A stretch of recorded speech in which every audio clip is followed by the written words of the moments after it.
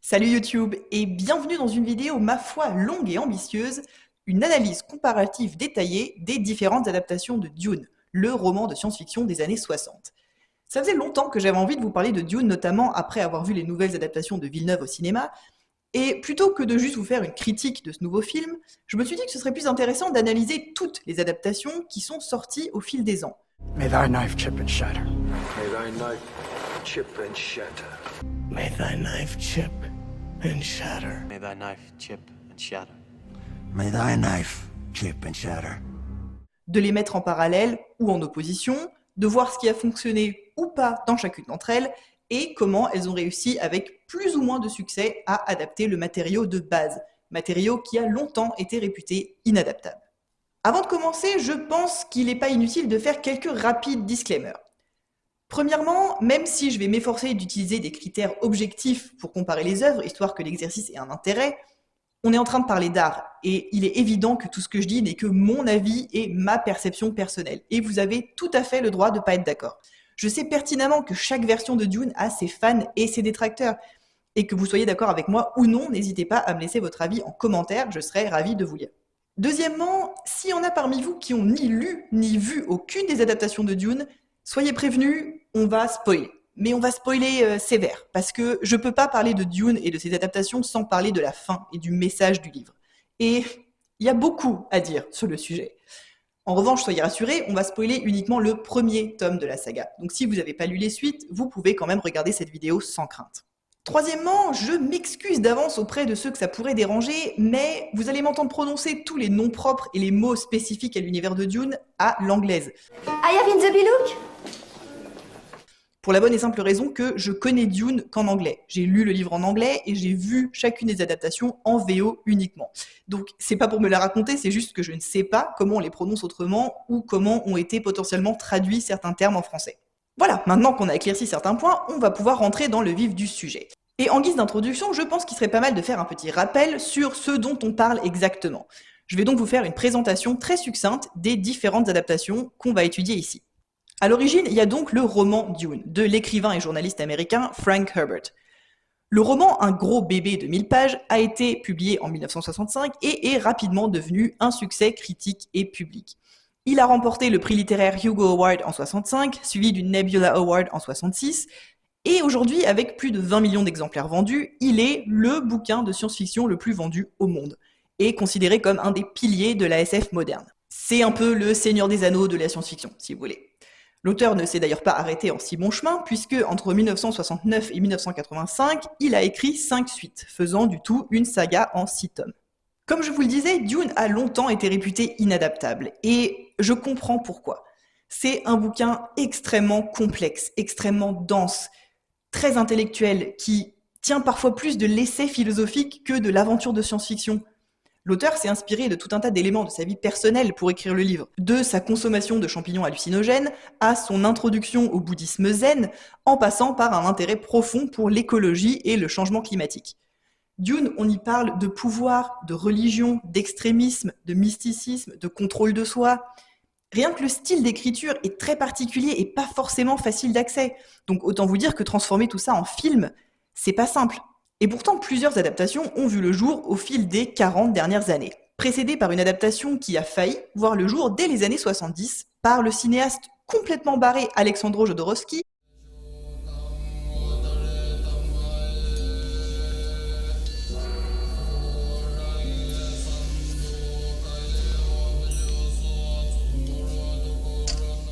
mais cette version a été rapidement annulée pour des raisons principalement budgétaires. Je vais pas m'attarder sur cette version-là dans cette vidéo, mais si ça vous intéresse, je vous renvoie à un documentaire produit par Arte sur le projet.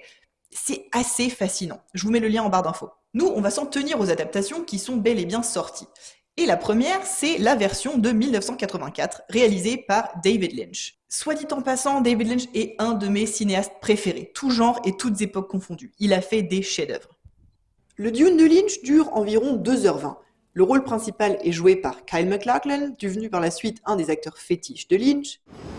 You know, this is, excuse me, a damn fine cup of coffee. Et le film a été tourné avec un budget de 42 millions de dollars. La production a été compliquée, ça a été un échec commercial, et Lynch s'est par la suite distancé du projet au point de faire retirer son nom du générique, mais au fil des décennies, Dune a acquis un statut de film culte pour plein de monde, ce qui lui a conféré un certain succès secondaire. 16 ans plus tard sort la deuxième tentative d'adaptation de Dune, cette fois pas pour le cinéma mais pour la télé. C'est la chaîne américaine Sci-Fi qui s'y colle. Alors pour ceux qui connaissent pas, Sci-Fi c'est une chaîne du câble américain réputée pour des productions ambitieuses mais avec des moyens très limités, ce qui leur confère un aspect très cheap et notamment des effets spéciaux souvent désastreux. C'est le réalisateur John Harrison qui est choisi pour adapter Dune en 3 épisodes d'environ 1h30, avec un budget complet de 20 millions de dollars et l'acteur écossais Alec Newman dans le rôle principal. Et quoi qu'on puisse en penser aujourd'hui, à l'époque la série a été un succès. C'est l'une des productions les plus populaires de Sci-Fi, les audiences ont été très bonnes et les critiques plutôt positives aussi. À tel point d'ailleurs que dès l'année suivante sortira Children of Dune, l'adaptation des tomes 2 et 3 de la saga, en mini-série également sur la même chaîne. Ensuite se passe plus de 20 ans avant qu'une nouvelle adaptation ne voie le jour, cette fois-ci à nouveau Le cinéma, monsieur Leblanc, pour le grand écran, pas pour la petite lucarne. le cinéaste canadien Denis Villeneuve, qui a déjà réalisé des films de SF comme Arrival ou Blade Runner 2049, décide d'adapter le premier tome de Dune en 2 volets. Dune partie 1 sort en 2021, en pleine pandémie du Covid, Dune partie 2 en 2024, avec Timothée Chalamet dans le rôle de Paul Atreides et une durée de presque 3 heures par film. Le premier a été tourné avec un budget de 165 millions de dollars, le deuxième avec 190 millions. Autant dire qu'en termes de budget, on est sur une toute autre échelle que les adaptations précédentes, ce qui est évidemment à prendre en compte dans la comparaison des œuvres. Là encore, gros succès public et critique, Dune partie 1 a raflé 6 Oscars, la partie 2 va certainement en rafler plus d'un aussi, et ça a été un succès au box-office mondial. Pour ceux qui ne le sauraient pas, un 3e film est actuellement en cours d'écriture, qui viendra compléter la trilogie de Denis Villeneuve et adaptera le 2e tome de la saga Dune Messiah. J'ai très hâte. Bon, maintenant que les présentations sont faites, je vous propose de rentrer dans le développement de cette vidéo, à savoir la comparaison de ces différentes œuvres. Je me suis dit que le plus pertinent serait une analyse par thème. On va donc parler des personnages, des acteurs, des décors, des effets spéciaux, des costumes, de la musique, du scénario et de la qualité du travail d'adaptation, et on va ensuite s'intéresser à comparer certaines scènes dans le détail. Scènes qui sont présentes à la fois dans le roman d'origine et dans chacune des adaptations, mais adaptées de manière très différente. On va commencer par parler des personnages. Alors, on va pas comparer tous les personnages un à un, sinon il y en a pour 3 jours, mais j'en ai choisi quelques-uns d'entre eux qui me paraissent intéressants à comparer, et en particulier notre protagoniste, Paul Atreides. Au début du roman Dune, Paul est tout jeune, il a 15 ans, donc à peine sorti de l'adolescence. Mais il a une grande maturité pour son âge, une grande intelligence, une grande capacité de réflexion, c'est pas l'ado lambda, quoi. Et plus le roman avance, plus les années passent, il se passe presque 3 ans entre le début et la fin de Dune, plus il assume une position de leader, plus il gagne en autorité et en assurance. C'est le schéma global qu'ont suivi toutes les adaptations, mais avec plus ou moins de variantes et plus ou moins de succès. Dans le Dune de Lynch, Paul a certes l'air d'avoir beaucoup plus de 15 ans, Kyle MacLachlan en avait 24 au moment du tournage, mais il a un côté mignon et innocent, je dirais, avec son enthousiasme et ses joues roses. Le problème, c'est qu'il garde ce côté mignon et innocent pendant tout le film, et que du coup, autant au début, ça passe bien et ça le rend attachant, autant vers la fin, j'ai un peu de mal à le voir comme un leader guerrier, violent et assoiffé de vengeance. Il a un aspect trop sympa pour la deuxième moitié du film. C'est certainement dû aussi au charisme de l'acteur qui a ce côté sympa de nature. Mais mon problème principal avec le Paul de Lynch, et on va en reparler quand on parlera de la fidélité du travail d'adaptation, c'est ce qui devient à la fin. À la fin de ce film, Paul devient littéralement un dieu. La Terre s'ouvre quand il crie et il fait pleuvoir sur Arrakis, une planète où il ne pleut jamais. Et ça, c'est un contresens total par rapport au bouquin. Parce que dans le bouquin, Paul joue à Dieu, il se prend pour un dieu, ou plutôt, il assume malgré lui ce rôle de figure messianique qu'on lui a donné. Mais il ne dispose en aucun cas de pouvoir divin comme ça. Et là, on n'a pas seulement un problème de caractérisation du personnage, mais un problème global concernant le message du roman. Mais je m'arrête là parce qu'on va en reparler. Le Paul de la mini-série, j'ai un autre problème avec lui. Il est écrit, surtout au début, comme un ado râleur constamment en train de se plaindre, et il en devient assez insupportable. Leaving our home for some dry speck of dust in the middle of nowhere? Alors que dans le livre, il n'est pas du tout comme ça. Et c'est d'autant plus problématique que l'acteur qui joue Paul, pour le coup, il a 25 ans aussi, mais il en fait 10 de plus. Du coup, ce qu'on voit à l'écran, c'est un mec de 35 ans qui se comporte comme un ado génial et immature de 15. Don't just tell me it's a matter of honor or duty. Il y a des baffes qui se perdent. Sir, I'm arrested. Arrest. Et puis alors après, quand monsieur sort de sa période d'ado râleur, il devient hyper arrogant et prétentieux, et ça le rend pas franchement sympathique non plus. Mercy is a word I no longer understand. Du coup, personnellement, il n'y a aucun moment où j'ai accroché au personnage. Or, tout l'intérêt du personnage de Paul Atreides, c'est que c'est un mec très charismatique, que t'apprécies, que t'as envie de suivre en tant que protagoniste. Et le Paul de la mini-série, j'ai jamais réussi à l'apprécier. Il m'a plutôt énervé tout du long. This vast organism we call humanity is about to reinvent itself from the ashes of its own complacency. The sleeper has awakened. Quant à la fin, au moment où il devient le leader des Fremen, il manque cruellement de charisme et de présence à l'écran, et la montée dramatique du personnage tombe un peu à plat. Il y a une scène où il a un petit côté un peu impressionnant, mais ça s'arrête là. Et puis, je suis désolée pour Alec Newman, mais le jeu d'acteur, franchement, par moments, on n'y est pas, quoi.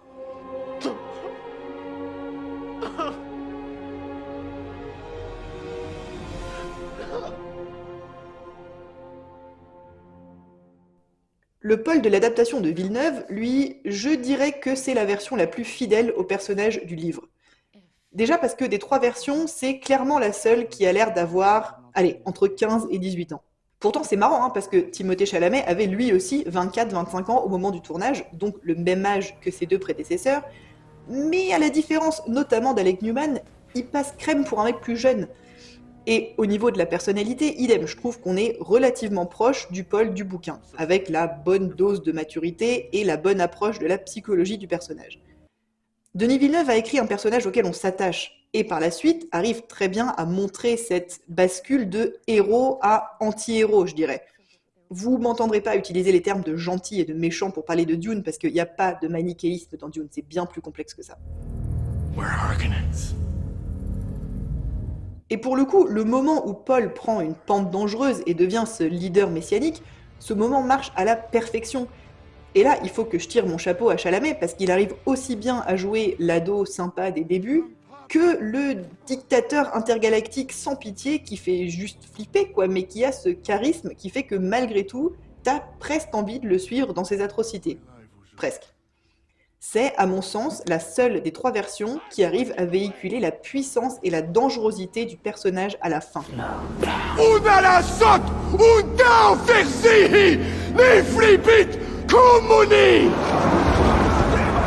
Avant la sortie de Dune partie 2, beaucoup de gens n'étaient pas convaincus que Timothée Chalamet aurait les épaules nécessaires pour jouer ces scènes, parce que c'est pas un registre dans lequel on l'a beaucoup vu. When you weigh 140 pounds wet, you have a big attitude instead. Mais clairement, il leur a donné tort. Duke of Arrakis! Eruditina Heshidani! Melissan Al-Gaï! Louis Dimenarouk! Ashini! Dans le Dune de Villeneuve, il y a vraiment un avant et un après le moment où Paul boit l'eau de la vie, et l'acteur arrive à être complètement transformé. C'est le même mec, il est habillé pareil, il a la même tête, mais il a une toute autre énergie à l'écran, sa démarche change, sa voix change, il dégage presque physiquement cette puissance qu'acquiert le personnage.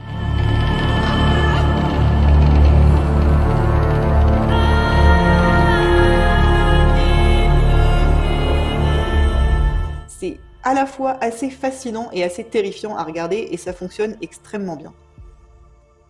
Le Paul de Villeneuve est aussi le seul dont les motivations sont vraiment claires tout au long de l'histoire. Alors oui, Paul veut venger son père, mais il n'y a pas que ça. Dans ce film, tout comme dans le roman, il est dit dès le début que Paul, qui a des dons de préscience, voit un futur horrible, une guerre sainte avec des millions de morts, qui est appelée le djihad dans le livre, des fanatiques religieux commettant des atrocités en son nom, etc. I'm in the south. and I'm following someone, and it triggers a holy war. Et il passe tout le film à essayer d'éviter ce futur, conscient qu'il se dirige droit vers la catastrophe. If I go south, all my visions lead to horror. Billions of corpses scattered across the galaxy. Du coup, à la fin, quand il échoue à éviter ce futur et que la dite catastrophe arrive au galop, on ressent la dévastation, on ressent l'échec. Lead them to paradise. Dune, c'est tout sauf une histoire de vengeance avec un happy end. Et c'est quelque chose que les deux autres adaptations ont bizarrement complètement laissé de côté, alors que c'est au cœur du roman. Là encore, on va y revenir un peu plus tard. Pour conclure sur Paul, j'ai juste envie de dire que je trouve ça très drôle que dans un univers aussi incroyablement riche et développé que celui de Dune, le mec s'appelle Paul. Paul Pol Pot. 3 millions de morts, je sais, c'était des Khmers, mais ça compte quand même, hein. Ça s'écrit pas pareil, mais c'est pareil, paraît-il. Babou, désolé, faut débaptiser ton chat. C'est Polo. Passons maintenant à un autre personnage intéressant à traiter, Chani, une des guerrières Fremen qui deviendra la compagne de Paul. Dans le roman, Chani a un rôle assez passif. Elle est là, elle fait des apparitions régulières, on sait qu'elle fait partie des combattants Fremen au même titre que les hommes, donc en soi, c'est un personnage de femme forte, mais elle est presque anecdotique, elle n'a pas vraiment de fonction au-delà d'être l'intérêt amoureux du protagoniste. Et dans les deux premières adaptations, c'est ce qu'elle est, un intérêt amoureux. Dans le Dune de Lynch, elle est quasi inexistante, elle doit avoir littéralement 5 lignes de dialogue.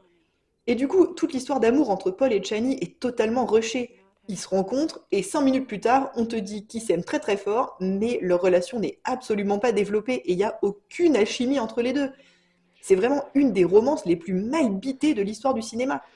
Et puis, autant l'actrice Sean Young est vraiment très jolie et correspond bien à la description de Chani dans le roman, autant son jeu dans Dune, c'est pas brillant.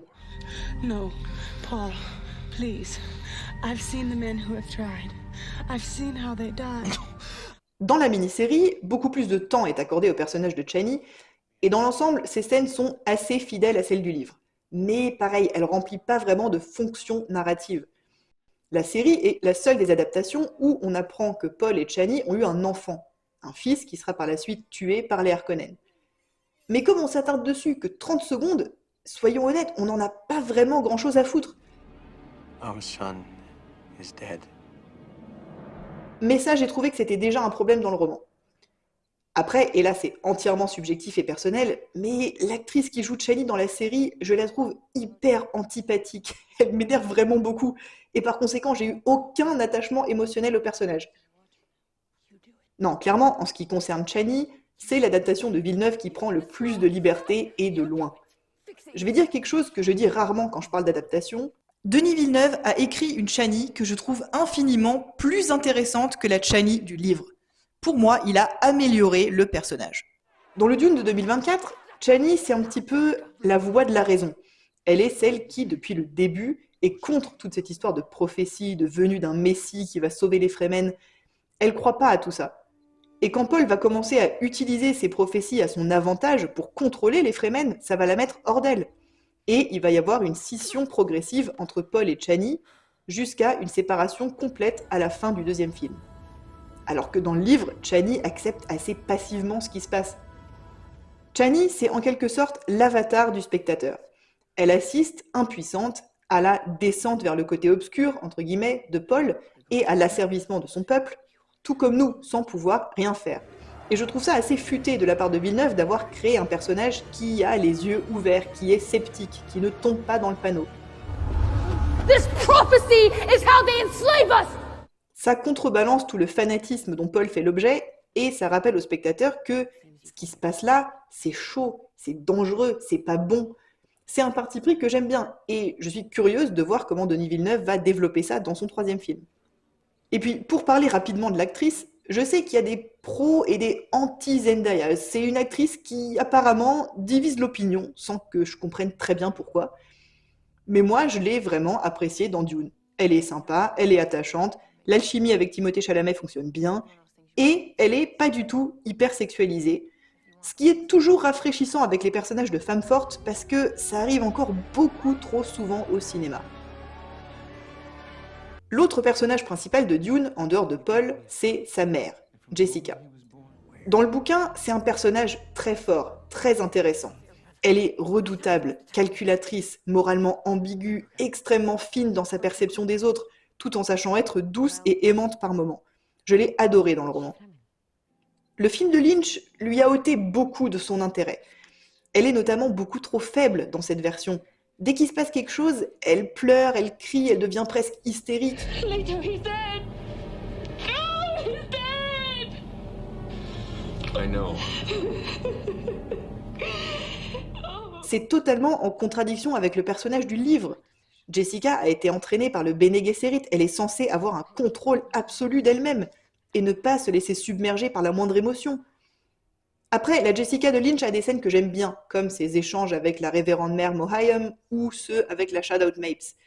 Mais elle est beaucoup moins forte que dans le livre, et toutes ses machinations sont beaucoup moins mises en évidence. Là, elle se contente plutôt de suivre Paul de façon relativement passive. Dans la série, Jessica est, dans l'ensemble, fidèle au roman. C'est la plus fidèle des trois versions. C'est un personnage qui fonctionne plutôt bien. J'ai pas vraiment de critiques à émettre à son sujet. Le fait qu'elle manipule les Fremen à son avantage est plus explicite que dans l'adaptation de Lynch, et elle est beaucoup moins pleurnicharde. These are superstitious people. If we are to survive, it would be best to accommodate their legends. L'actrice, sans être extraordinaire, est aussi une de celles qui se débrouille assez bien, en tout cas mieux que la moyenne. La Jessica de Denis Villeneuve est considérablement plus froide et dangereuse que dans les versions précédentes. Son côté manipulateur est vraiment mis en exergue, et elle vire parfois presque à l'antagoniste, plus que dans le livre original d'ailleurs.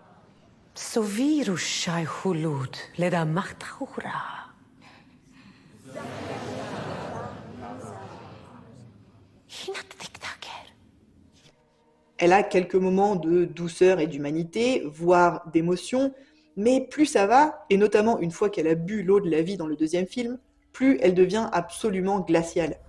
We need to start with the weaker ones. The vulnerable ones. The ones who fear us. Ce qui détériore beaucoup ses relations avec son fils. What your people did to this world is heartbreaking. We gave them something to hope for. That's not hope! En ce sens, la Jessica de Villeneuve s'écarte pas mal de celle du roman, mais j'ai rien contre, je trouve que ça marche. Et puis, à titre personnel, j'aime vraiment beaucoup l'actrice Rebecca Ferguson. Well, hi there. Un autre personnage dont j'aimerais parler, c'est Alia. Et là, ceux qui ont seulement vu la version la plus récente vont peut-être se dire « Mais c'est qui Alia ?» Eh bien, Alia, c'est la petite sœur de Paul, née pendant les événements de Dune, puisque Jessica, sa mère, est enceinte au début de l'histoire. Ah! Dans le livre, il s'écoule presque 3 ans entre le début et la fin, et Alia a donc environ 2 ans quand le roman se termine. Elle prend notamment son importance dans l'acte 3 du livre, et c'est elle qui tue le baron Vladimir Harkonnen qui, comme on l'a appris plus tôt, n'est autre que son grand-père maternel. Là où c'est particulier, c'est que, pour des raisons qui sont expliquées, Alia est née avec une conscience d'adulte. Elle pense et agit comme une adulte dans le corps d'une enfant de 2 ans. Et traduire ça en film, autant dire que c'est pas facile. Les versions de Lynch et de Sci-Fi s'y sont essayées et franchement, c'est pas hyper convaincant. My brother is coming with many Fremen warriors. Lynch a casté une petite fille de 8 ans pour le rôle, donc en soi déjà bien trop vieille, mais de toute évidence, une enfant de 8 ans ne peut pas jouer comme une adulte. C'est assez mauvais et souvent assez ridicule malheureusement.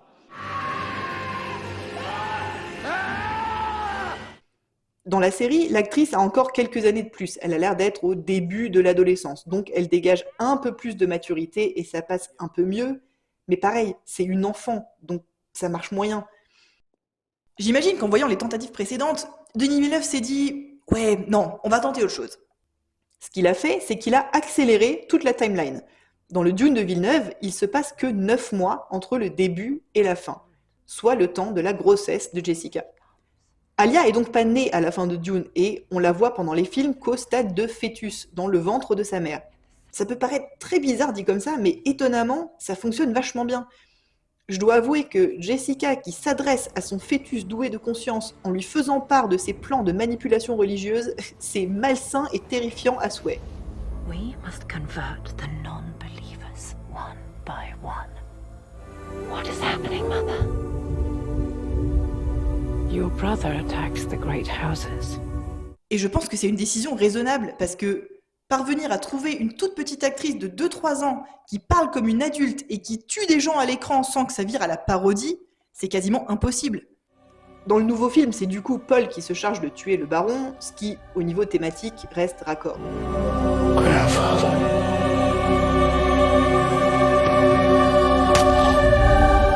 La seule façon dont le personnage d'Alia aurait éventuellement pu fonctionner, c'est si elle avait été faite entièrement en images de synthèse. Et si Twilight nous a appris une chose, c'est que les bébés en CGI, c'est le démon.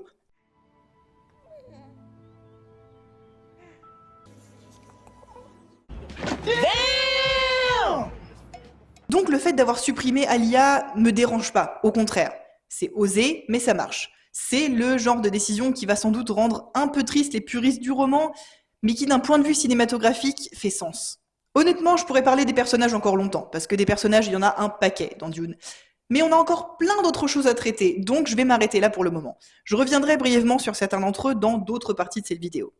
Par contre, comme j'ai déjà un peu mentionné les acteurs, on va rapidement aborder le sujet. Soyons clairs, pour moi, il y a un classement très simple à faire entre les différentes adaptations en ce qui concerne le jeu d'acteurs. En tête, on a le Dune de Villeneuve, dans lequel les performances vont de très bonnes à excellentes. Il n'y a pas un faux pas. Faut dire qu'on a un casting 5 étoiles, une belle brochette d'acteurs célèbres dont on connaît le talent. J'ai déjà parlé de Timothée Chalamet, mais pour résumer, donnez-lui l'Oscar pour Dune partie 2 et c'est bon, hein? It is the only way. I'm pointing the way! Et le reste du casting est à la hauteur. Rebecca Ferguson, Oscar Isaac, Charlotte Rampling, Stellan Skarsgård, Austin Butler, Florence Pugh, il y a plein de talents là-dedans, même dans les petits rôles secondaires. Et ces acteurs connus sont accompagnés par d'excellents acteurs moins célèbres qui font eux aussi un super taf. J'aimerais offrir une mention spéciale à Javier Bardem, qui joue le rôle de Stilgar. Stilgar, c'est mon chouchou dans Dune partie 2. Il m'a fait tellement rigoler, alors que globalement, il n'y a pas du tout de quoi rigoler dans Dune, mais Bardem est juste génial. Cette façon qu'il a d'être le fanboy numéro 1 de Paul et de s'extasier devant tout ce qu'il fait, c'est une pépite.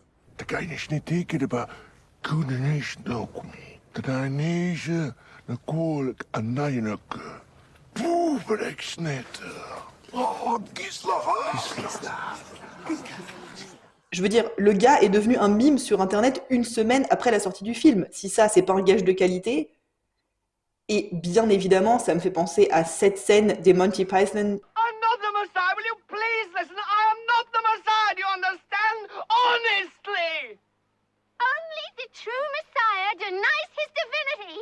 What? Ce qui rend le truc encore plus hilarant, et je suis sûr que c'est un clin d'œil volontaire de la part de Villeneuve. Now, fuck off! En deuxième position du classement vient le Dune de Lynch, avec des performances qui vont de correctes à bonnes sans être incroyables. J'ai pas grand chose à dire ni de bon ni de mauvais dans l'ensemble, ça passe mais c'est pas fou non plus. Pour avoir vu beaucoup de ces acteurs ailleurs, je sais qu'ils sont capables de mieux.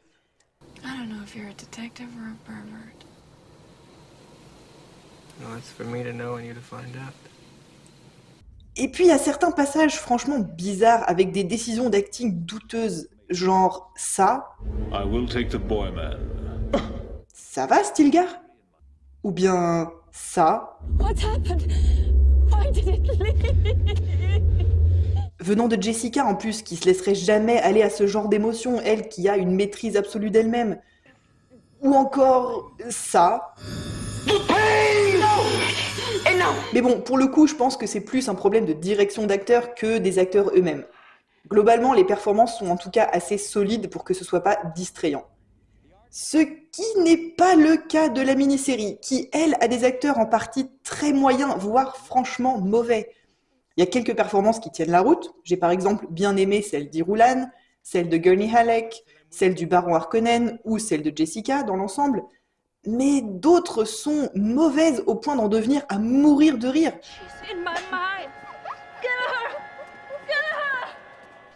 Il y a vraiment des passages où la série devient une parodie involontaire. Je vous laisse apprécier la pépite ultime.